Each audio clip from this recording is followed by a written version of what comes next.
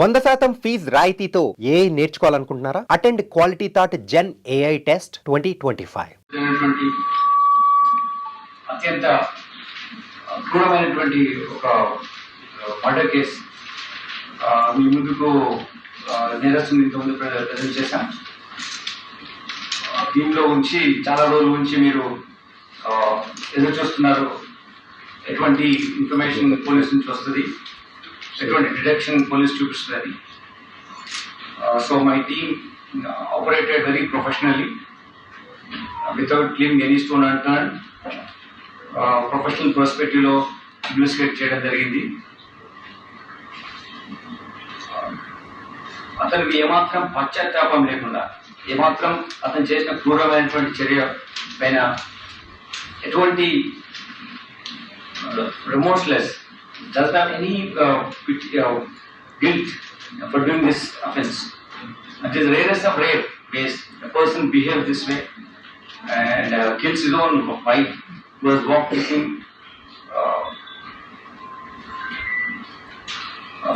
from a home, feeling that she will be in safe hands.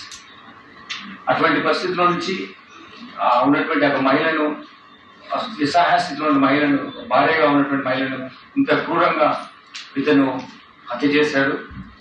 అప్పుడు హత్య చేసినప్పుడు మీ ఇన్వెస్టిగేషన్లో చూసినప్పుడు, ఇన్వెస్టిగేట్ చేస్తున్నప్పుడు వీఆర్ థింకింగ్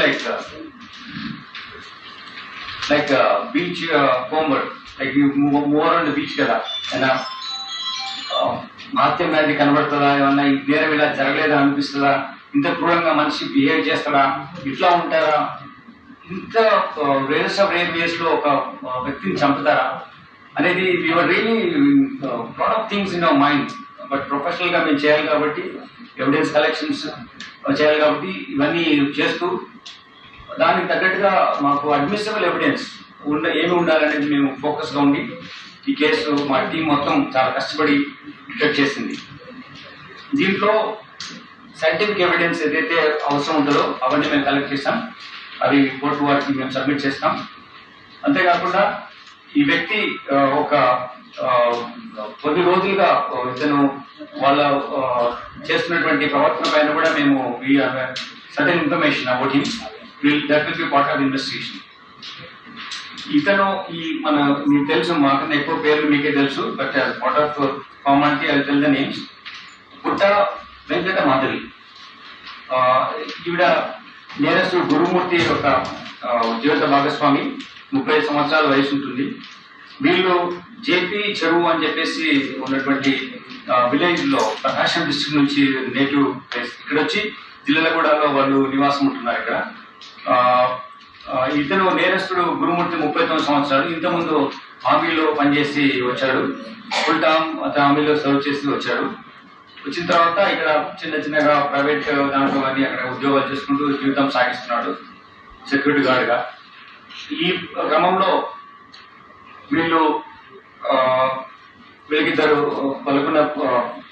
ఇద్దరు ఉన్నప్పుడు వీళ్ళు ఈ సంక్రాంతి సందర్భంగా వాళ్ళ పిల్లలతో పాటు ఈ డిసీజ్ యొక్క రిలేటివ్స్ ఇంటికి వెళ్ళడం జరిగింది. వెళ్ళి అక్కడ ఉండి మళ్ళీ రిటర్న్ వచ్చడం, మళ్ళీ రావడం, మళ్ళీ వెళ్ళడం జరుగుతుంది. ఇట్లా సంక్రాంతి ముందు రోజు, సంక్రాంతి రోజు కూడా జరిగింది. 15th నైట్ వచ్చారు.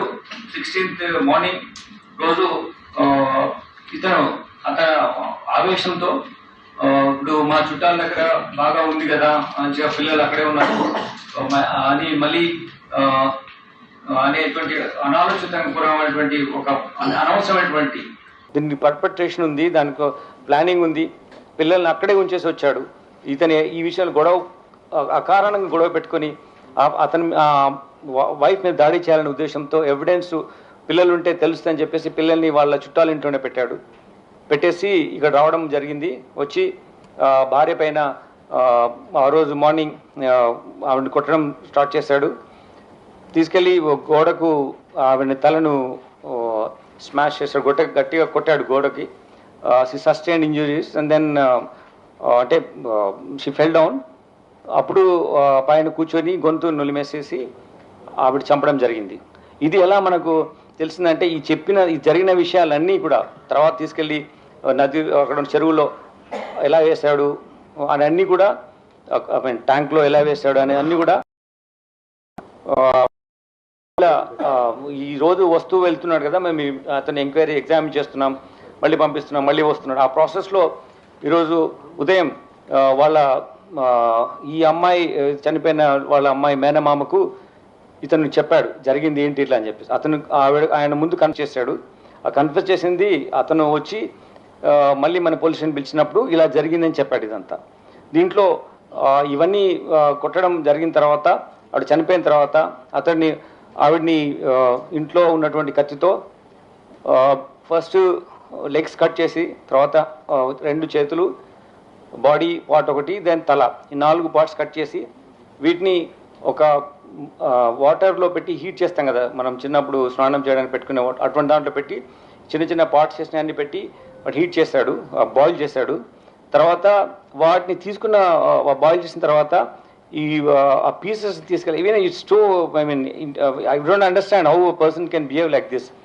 It's ultimate stature of barbaric nature, inhuman way of doing things. Utterly it is rarest of rare ways of doing and killing a person this way without ఏ మాత్రం పశ్చాత్తాపం లేని విధంగా. ఆ ఇంట్లో చంపిన తర్వాత, ఆ చిన్న ఇల్లులో చంపిన తర్వాత ఒక ఇంట్లో రెంట్కుంటాడు అతను. చంపిన ఆ బాడీలో ఉన్న పార్ట్స్ తీసుకెళ్ళి ఒక పెద్ద స్టవ్, వాళ్ళ ఇంట్లో గెస్ట్లు వచ్చినప్పుడు చేయడానికి ఒక స్టవ్ ఉంది, దానిపైన పెట్టేసేసి ఆ సిలిండర్ కనెక్షన్ ఇచ్చేసేసి ఈ బాడీ బాయిల్ చేసిన పీసెస్ని ఆ మంటలో పెట్టి కాల్చాడు. కాల్చిన తర్వాత అన్ని పీసెస్ కాల్చిన తర్వాత అప్పుడు అతను అవి తీసేసి ఒక పెస్టల్తో దాన్ని రోకలి బండ దాంతో తీసుకొని ముక్కలుగా చేసి, అది వేడి అయింది, బాయిల్ అయింది, వేడి అయింది కాబట్టి అది చాలా ఈజీగా ఉంటాయి కాబట్టి దాన్ని పగలగొట్టడం జరిగింది, చిన్న చిన్న పౌడర్ లాగా అయిపోయింది. అయితే లొకాట్ ప్రిన్సిపల్ ఉంటుంది. నేరస్తుడిగా నేరం చేసినప్పుడు తప్పకుండా ఆయన యొక్క ఎవిడెన్స్ అక్కడ వదిలిపెడతాడు. ఆ ఎవిడెన్స్ వదిలిపెట్టిన ఎవిడెన్స్ని పట్టుకోవడమే ఆ పోలీస్ అధికారుల బాధ్యత. సో ఆ ప్రిన్సిపల్ మాకు ట్రైనింగ్లో చెప్పిన ప్రిన్సిపల్ ఆధారంగా ఇతను చేస్తున్న తప్పులు అతను అనుకున్నాడు అది ఎవరు చూడరు, ఎవరు ఒక్కడే ఉన్నారు కదా అని. కానీ we got sufficient evidence to prove this and we got that. చేసిన తర్వాత ఆ ముక్కలు అవన్నీ చేసి ఒక బకెట్లో వేసి 6 o'clock టైంలో ఈవినింగ్ తీసుకెళ్ళి అక్కడ ఉన్నటువంటి జిల్లాల కూడా చెరువు దగ్గర తీసుకెళ్ళి, పెద్ద చెరువు తీసుకెళ్ళి అక్కడ వేసాడు. వేసేసి ఒక బకెట్లో ఒక పెయింట్ చేస్తారు కదా, ఆ పెయింట్ వేసి దాంట్లో పెట్టి తీసుకువేస్తాడు. అది తీసుకెళ్ళిన బకెట్ కంటైనర్ ఏది ఉందో అది సీజ్ చేయడం జరిగింది. దాని తర్వాత అతను ashes I don't understand how to explain it. మీరు చాలా బాగా మీ ప్రెస్ వాళ్ళు చెప్తారు కానీ as a police officer I am not able to explain you.